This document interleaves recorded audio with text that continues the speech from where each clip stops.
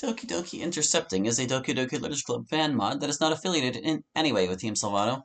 It is designed to be played only after the official game is completed and contains spoilers for the official game. Game files for Doki Doki Literature Club require the place mod and can be downloaded for free at that place. It is not recommended to attempt to try this mod on Steam version of the game. By playing Doki Doki Intercepting, you agree that you have completed Doki Doki Literature Club and accept any spoilers contained within. I agree! Oh, that's my one. Sup, it's Hallie, and welcome to Doki Doki Intercepting. This is a beta test version of this mod that was requested to me personally by its developer. I don't really know what it's gonna be about, so I guess we will find out together. Let me just do my regular settings thing. Gotta set it all up. Yup. There we go. Oh wait, new game. Do I need to do anything in the template settings? Let's just hope I don't, okay? Who is Natalie? So this is a new world, huh? Guess I should make myself comfortable.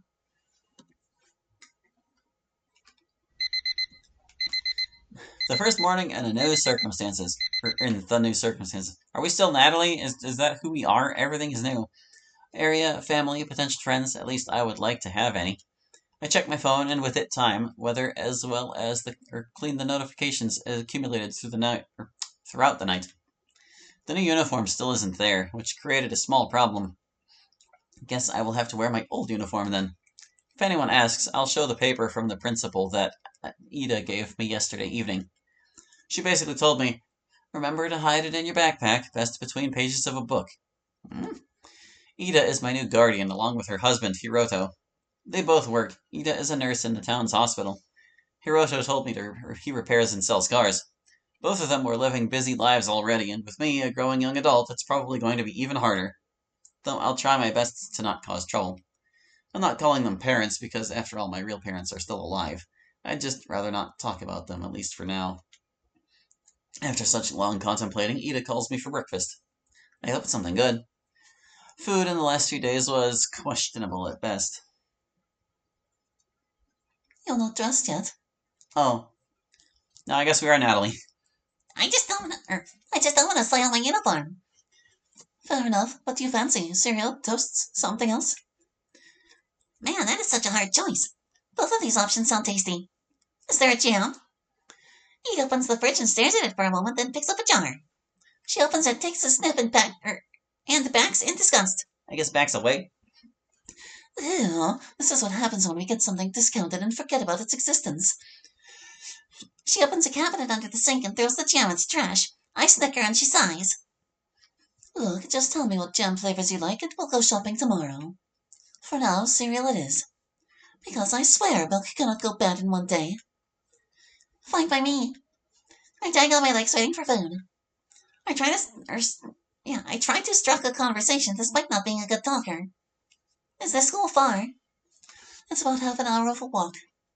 There are wide sidewalks as well as small alleyways intended for local use. If I remember correctly, you will work today, and the next 2 days free, and then 2 days of work again. Yes, indeed. Now let's see, do you pray before eating? I shake my head and we get to eating. About 10 minutes pass when I look at the clock hanging on the wall. 7:12 a.m. I better get going. Before I turn on the stairs, I look back at Ida washing the dishes. You need to be at work at 9, correct? That's right. Don't worry about locking the house today. And when will you be home? She dries her hands with some cloth and thanks her a bit. I think I negotiated to take less hours for some time now, so I should be at home around 6 p.m. Hiroto should be home about 2 hours earlier. What about you? My lesson's at 2 p.m., but I've been considering joining a club. I shake my head. But we can try to talk in the evening about it. I quickly rush to my room in order to put on the clothes. I think I might need to go with a different voice for Natalie if she's going to be my default. My cotton shirt, red plaid skirt, red plaid tie, white knee-high socks, brown leather loafers. I brush my blonde wavy hair and decide to pass on makeup on first day. I take a final look at myself in the mirror. Once again, I check my books. Everything seems to be in order. I plug the headphones into my phone, run a music app, and find a suitable playlist. I put the phone into my left breast pocket in my shirt, grab a bag, and get to school. Bye, I'm going to school. Have a good day. Remember to call any of us on break if you'd like. Maybe it won't be that bad. I'd love to make some friends. As I walk, I come across more and more students. Seems like no one is paying attention to me in a weird uniform. I shrug and continue my walk. I find myself standing under the whiteboard. The teacher, a woman in her 40s, exclaims to the class that I am a new student. She then turns to me and asks to introduce myself. I make a small wave. Hi, I'm Natalie. I came from and I'd like to make some friends here and have a good time. Class murmurs for a moment. After that, teacher tells me to find a seat. I pick up a desk in second row with straight view on blackboard. I always seemed to like sitting close to teachers. Last class of the day is math. Did they really think we would have the mental strength to understand anything after so many lessons? I hide my face in my hands before teacher orders a pair work. I'll find a person, sit with them, and try to solve the problem together. Oh, I want to be with a new girl! A cheery girl with messy coral hair and a red headband with a bow jumps in the seat. I turn to teacher and they agree. As they read more names, I tune out, grab my things, and take a seat opposite of the girl. I don't think I've ever seen such a cheery person. Her happiness is infectious in a way. I decide to make the first move. Hey, I'm Natalie. Hi, I really wanted to make you feel welcome. I'm Sayori, welcome to the school. As I sort my book and notes, Sayori does the same. Together, we listen to the exercise teacher gave us and locate it in our books. We read the problem and consult quietly between each other. Time passes. I frown as I notice an error in Sayori's calculations. She thanks me and corrects it herself. I look on other students giving their answers to the teacher when Sayori pokes my hand. Do you want me to tell the results? I look at the time displaying on digital wall clock.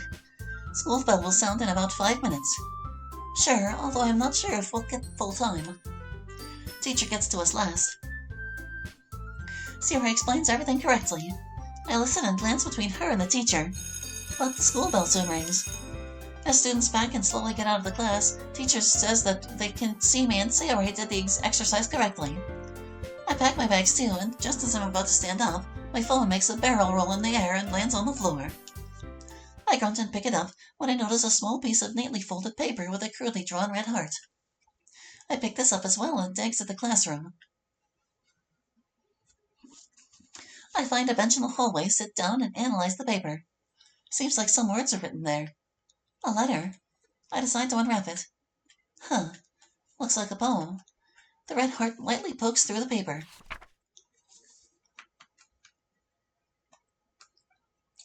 Let's see. The Literature Club. Once upon a time, there were 4 girls who liked it all, books, manga, poems. But most importantly, they had each other. There was a moment when a mysterious statue decided to enlighten us in our minds, and we all agreed on it. They were all right, I have to say it. Keeping us up all night isn't some shtick. Yet I looked way too deep into this. Should I be the one to blame? I guess it just wanted happiness. They were our sugar coated on a sweet bun, a light guiding us through the bouts of our hearts, a warm and hopeful hand to not get lost. They were the Literature Club. Suddenly, I feel all sorts of emotions. Happiness, sadness, hope, worry. There it is! I look up to see what was that noise. Ah! Ah! Oh gosh, my lungs! Not capitalized gosh. Sayori is standing in front of me, panting. I assume you're not that keen on sports. Meanie! I chuckle, grab my bag with one hand, and stand up, holding poem in another. I sort bag on my arm and to offer the poem back to Sayori. They seem to leave out the word the a lot. Like, I sort the bag on my arm. And back here is like, I juggle, grab my bag with one hand and stand up, holding the poem in another. They skip it constantly. Since it's a beta, I feel like I ought to point things out like that so they can correct them. I assume this is yours. Sayori carefully takes the piece of paper as if afraid not to rip it. Or afraid to rip it. She wants to not rip it. Yeah, it's a valuable memory of... Uh-oh. Have I touched a soft nerve? Crap. I'm so sorry for being so nosy. I didn't mean to.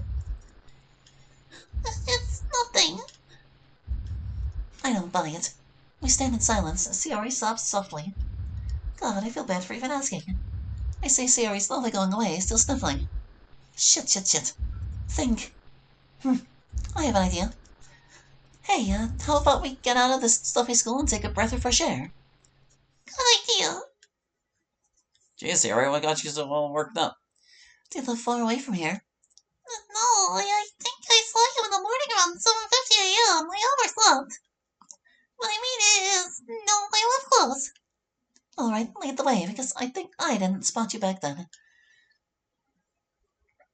We walk slowly, Sayori at my side, still sniffling from time to time. Despite being out in the open, the atmosphere is so thick I could cut a portion of it and swallow like a snack. I guess she won't speak unless forced to. I sigh and poke her right arm. Hey, I just wanted to ask, what did you mean when you said valuable memory of, and you stopped? A year ago, parts of me broke. They broke so badly that there was no point of fixing them. But I didn't think of it that way then. I still had hopes that everything will be fixed. But I assumed that it failed. Sayori nods. Bracing for huge emotional impact, I stretch all my limbs. Want to tell me what happened? I invited him to see my best friend since childhood to the literature club. I was the vice president there, and he didn't want to join the club, at all. I guess I thought he just hasn't found one that would suit him. Seeing him so happy with everyone in the club, caring about each other, it made me so happy. It made me so happy that I didn't want to be a burden. The thing is, Natalie... Silence again. Seems like it's something that is extremely hard for her. I await the response patiently. But I wanted to kill myself by hanging! Oh, God. Could it be that this whole happiness for others has overflowed? Sayori continues, sobbing again. It was the morning of the festival. MC found me with rope in my hands.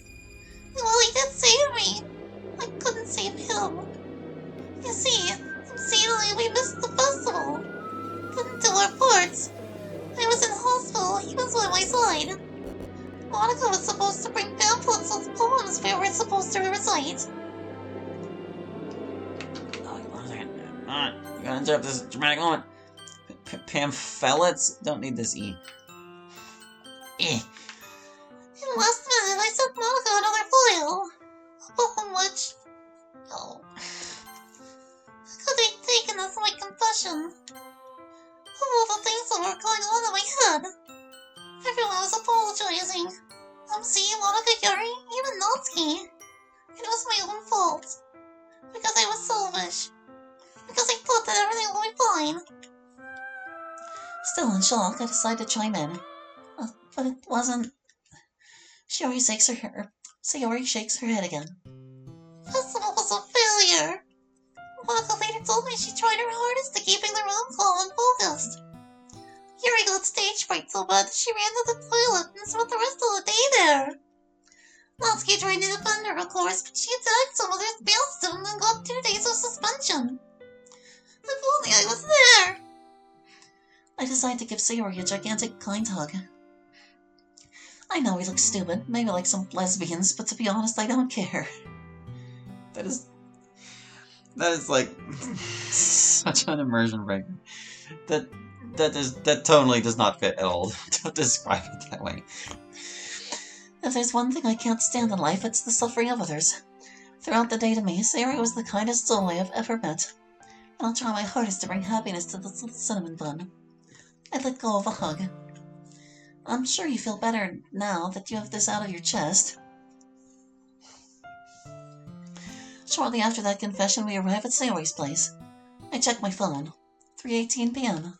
I still have some time to kill. I can't leave her like that, all alone with her own demons. Hey, you want to sit on the grass in the shadows? Sure. Sayori opens the wooden gate and invites me in. I sit down, not caring that my uniform may get dirty. Imagine that. Can you explain all these people you mentioned? Sayori sighs and begins the long talk. Monica was the president of the literature club. 2 years ago, she was in debate club, but left due to some heated arguments between members. She was always the star, the idol, the one everyone looked up to.